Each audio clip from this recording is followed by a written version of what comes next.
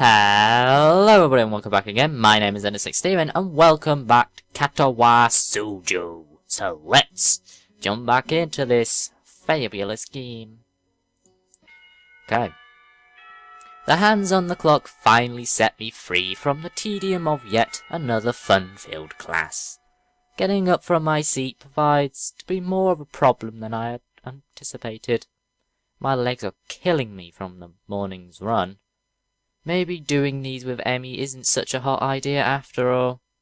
Still, the run's giving me a hell of an appetite. I'm halfway down the hallway to the cafeteria when I remember that I've got my lunch with me. My parents saw fit to provide me with some pre-packaged stuff when I moved in. And a good thing too. The hallway's packed with students heading for the cafeteria. Going back is like swimming upstream. But I've got an appointment to keep on the rooftop. It takes me a moment to find the staircase leading up to the rooftop, but I'm willing to bet Emmy and Rin ain't up there by now anyway. Or are they? In fact, I think I saw Emmy among the bodies in the hallway, headed for the cafeteria. I step out of the door to the roof and take a deep breath. The fresh air blowing against my face and body almost makes my legs hurt less. Maybe if I'm upside down. Part of me wants to be surprised that Rin is already up here. What's that going to accomplish? Things in the clouds. Couldn't you just look at them right side up? Rinro rolls her eyes in something approaching expression. Then I wouldn't get a new perspective. Is upside down really a new perspective? Haha, that caught her off guard. Rin looks persuasive. You may have a point. Maybe sideways. As Lin lays down on the bench to look at the sky, I give up. Unfortunately, Emmy chooses that moment to burst through the door carrying 2 bags. She nearly takes the door off the hinges. Sorry it took me so long. There were a ton of people in line. She drops the first bag in front of Rin and takes a seat on the bench next to her. You buy Rin's lunch for her? Sometimes, yeah. I'll have Rin buy my lunch for me in return. But I'm not sure how she'll carry it. Plus, I never buy her lunch. If Rin's offended by Emmy's comment, she doesn't show it. Emmy sniffs. How ungrateful of you. I'm not sure whether the two are just joking with another, or are just witnessing the beginning of a catfight. The 2 girls stare at one another, for a few tense moments before breaking into smiles. Hey Emmy, do you think being upside down is a new perspective on things? Didn't I already have this conversation? Emmy looks thoughtful. Apparently she's given the question some thought. After a deep and profound pause, she speaks. I have no idea. Well, at least she's as lost as I am. Hey Ishno, you coming to the track meet, right? The question comes out of the blue and catches me off guard. I don't know yet. Honestly, Ishno, after I went all the trouble of letting you run with me in the morning, now you won't even show up at my track meet.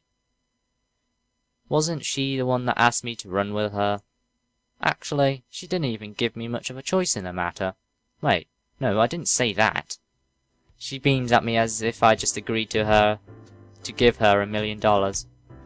So you will come after all? That's great. I didn't say that either. I'll be going too, so I'll make sure he comes, Emmy. Good idea, Rin. Maybe we can get some food or something after the meet's over. I feel like I've just been coned. Not by these 2. Conned. Don't know why I say coned. Okay. More like some outside force pushing me towards my destiny. Or maybe I shouldn't read books that feature conspiracy theories so heavily. Otherwise I might wound up sounding like Kenji. Still, I suppose that I've got to show up now. I don't think that I could stand against both of them being disappointed. I'll never hear the end of it. When is it again?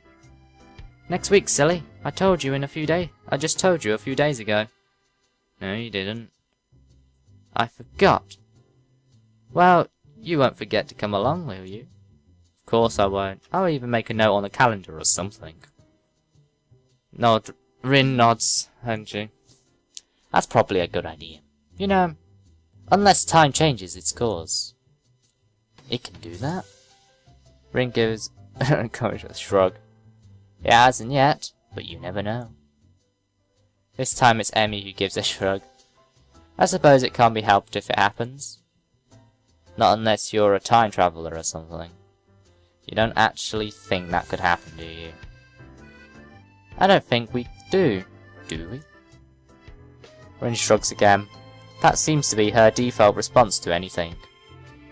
I suppose not, but I reserve the right to change my opinion at a moment's notice. For Rin, this statement makes a disturbing amount of sense. The fact that I realize this how frightens me a bit. I wonder if Emmy gets the feeling all the time.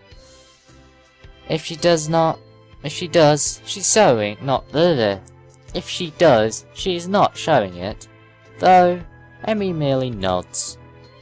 As expected. What's that supposed to mean? This time, it's Emmy who shrugs. It's like she's using Rin's own weapons against her. Your response is the sort of thing I expect from you, that's all. Am I really that predictable? Emmy smiles, seems to border on gloating. Nah, it's just that your unpredictability is pretty predictable. Well, that's alright then.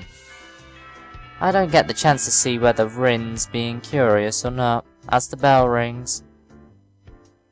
I didn't notice the lunch period slipping by at all. Hanging out with these two was far too interesting. Emmy jumps up, a look of panic on her face. Oh no, I needed to stop by my room to pick up my notebooks for the next class. Don't you wish you had a time machine now? Rin seems rather smug as she delivers this line. Like, she just won an argument. Emmy ignores Rin's comment. Sorry, no, but could you make sure our garbage gets thrown away? I usually clean up myself, but I've got to run. Sure, no problem. Emmy darts away with an urgent I'm starting to expect from her.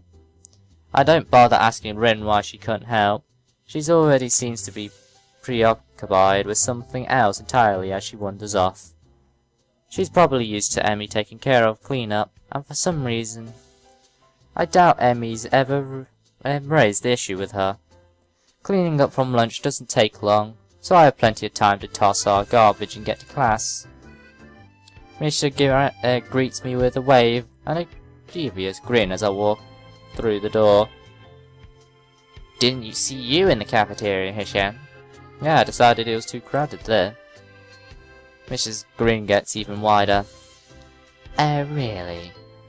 Are you sure you weren't participating in the Rendersvath? What? What are you talking about? You were on the roof, right? With both Rin and Emmy, no less? You convener, you. We just had lunch, that's all. Emmy bursts into laughter, drawing the attention of several of my classmates. Wahaha! You're so adorable when you brush like that. Chan. She gives a conspiratorial wink. Don't worry, your secret's safe with me. There's no secret. Oh. Misha seems disappointed and then brightens up again. Time would tell. I don't know what that hell she's talking about, but Leslie, our teacher, comes in and the class starts. Another day of class has finally dragged into itself to a close. Unexpectedly, I managed to stay awake for the whole day. I'm pretty sure that counts as a miracle. My legs seem unwilling to stand up for a moment. I guess the run took a lot out of me. I head down the hallway and make my way to my room. I sit down and half-heartedly chip away at my homework for a while, feeling like a vulture picking up a particularly unsavory carcass. It knows this is what it eats, but it's not sure that it shouldn't be ordering takeout instead. I don't think I can take this, but it's important to get my work done. Now, let's see. What was I supposed to be looking over again? I know it's a losing battle, but I fight it anyway. Halfway through my math homework, I put my pencil down. This isn't working. I need a distraction. Unfortunately, my options for distractions are rather slim, and I'm not in the mood to read right now. Kenji is usually out of his room at the moment. If I go to the student council room, I'll just end up doing work for those two. And heaven knows where everyone else is, except for... well, I suppose that's an option. Oh. So he's going to the track. I thought he was going to see, Lily. Well, okay. I grab my shoes and head for the track. Emmy's probably down there. Track practice is just ending as I arrive at the track. The sun's beginning to dip low in the sky. Has it really gotten that late already? What are you doing down here, Hisao? Come to spy on me, have you? I give a shrug. To be honest, I'm not sure why I'm down here. I didn't have anything better to do. I figure that's about right. At the moment, Emmy's the only person I can think of who I could visit. So I'm your last resort, am I? Nobody cool around here, so I'll just go and see Emmy. Is that what you thought? She actually looks angry. A chance for some teasing on my own, but presents itself. Yeah, I guess you are. Emmy pounced, widening her eyes to give the maximum amount of puppy dog resemblance. Kidding, I was kidding. So you are down here to stalk me? Wait, what? That's not what I meant. Why would I stalk you anyway? It's not like you require stalking. If you're not asleep or in class, you're down here, right? Emmy laughs at that comment. Well, you're not all wrong, I suppose. But you forgot about eating. I do that too, you know. I nod, concentrating the point. Plus, I hang out with Rin sometimes too. So really, I might take some effort to stalk. What do you two do together anyway? You don't seem to have a lot in common. She puts her hands on her hips and assumes to a superior air. That's what you think. I've got all sorts of hidden hobbies, you know. Oh really? Like what? Emmy puts her head to one side, as if she's trying to remember what it is. She does in her free time. Well, Rin and I go out shopping sometimes. I guess that makes sense. Amy's a girl after all. But Rin? Rin comes with you. We usually swing by the art supply store. Plus she likes the music store that sells all kinds of weird sounding stuff. She says it helps focus her. That makes a little more sense. I see. Any other hidden hobbies? Emmy wags a finger at me. Now, why would I go and reveal all my dark secrets to you? We hardly know one another. Somehow, I think that's all that Emmy has in the way of hobbies. But still, I don't think my questions have been answered. Even if you do have a few hobbies, I still don't see why you hang out with Rin so much. I mean, she's kind of weird, isn't she? This comment causes Emmy to laugh loudly. Haha, that's the understatement of the year. So why? I mean, you're a lot better at conversation and stuff, so I figure you hang out with a lot of people. But I think I've only seen you with Rin. Emmy seems usually defensive. Hey, hang out with plenty of people. That ain't Rin. You just don't see me doing it, because I'm not in your class. Okay, but that still doesn't answer that doesn't explain why you hang out with Rin. I'm not even sure why I want to know this. I guess it's because lunch was so strange. Emmy shrugs, looking for a moment very Rinish. It's because we have similar outlooks. If you were asked me at the least likely answer to my question, that would be it. What do you mean? It's like... Okay, Rin paints and stuff, right? Yes.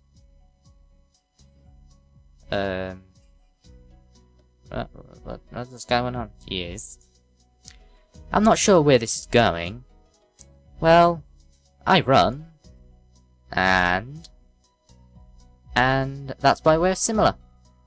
Not sure how that counts as you two as similar, but okay. You lost me. Emmy frowns as he's trying to figure out her answer.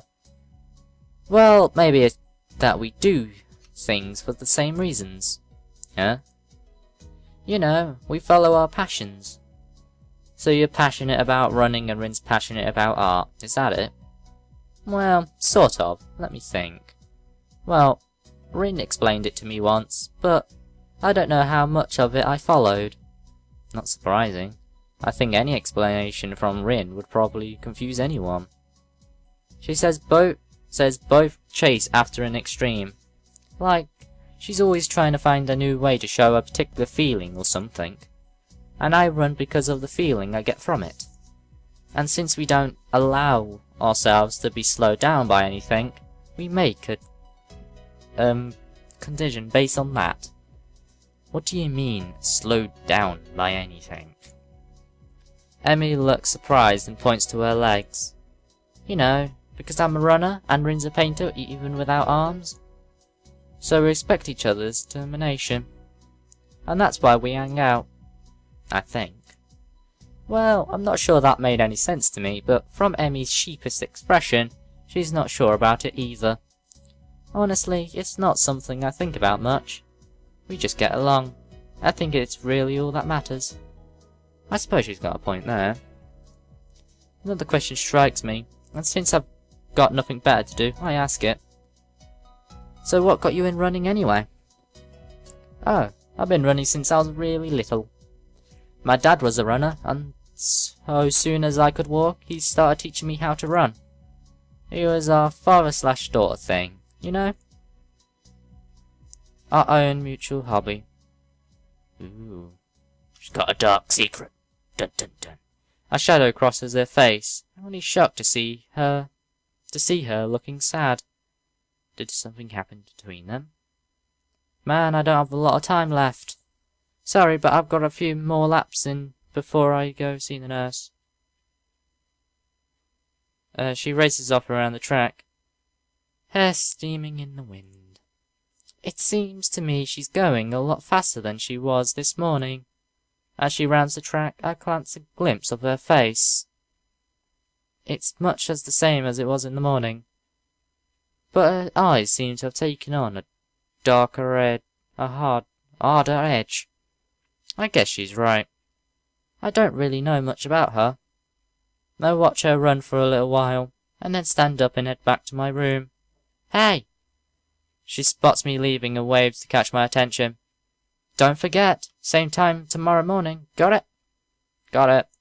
I head back to my room. Homework beckons. I can't sleep. My body's tired, but my mind is kept awake, staring at the ceiling in the hollow darkness of my room. I gasp desperately for a thread of thought, hoping that I can run my brain into the ground. All I can think of is how I can't think of anything. This is not productive at all. I wonder if this is a side effect of a medication, though it seems odd for it to take so long to show up. Then again, maybe I'm just not used to my own new surroundings, as I like to think. I don't know, but whatever reason, I'm awake and I shouldn't be. This is ridiculous.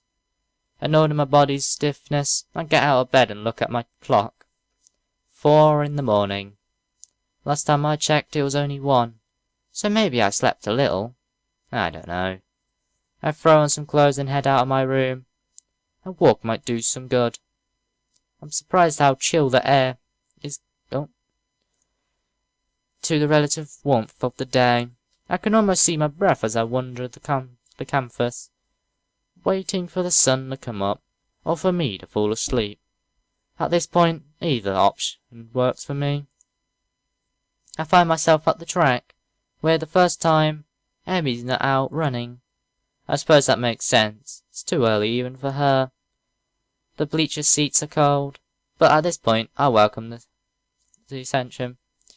The sun is starting to show its face over the horizon, and I know with an awful clarity that I'll get no more sleep tonight. The sun's steady, strengthening rays start to warm me up, and I watch the dew on the ground begin to steam slightly. My mind calms down a little. And I'm going to end it right there, guys. I'm going to end it right there, guys. Hope you guys have all enjoyed today's episode. It's a bit longer than normal, because, you know, I want to get this series a little bit done quicker, because it is taking quite some time, but I know this series is not going to end, you know, very quickly, because... Oh, crap. No. Options. Because we're only 15% in. As you can see, we've already got quite a bit here. And we've still got all that. And then we're also going to come back to, you know, these and I'm actually going to go for 100% completion, I think. But yeah, hope you guys have all enjoyed today's episode. And as always, do all the normal YouTube stuff. Leave the likes, comment, and subscribes if you so desire. And yes, thank you all for watching today. And I'll see you all next time. Until then, everyone.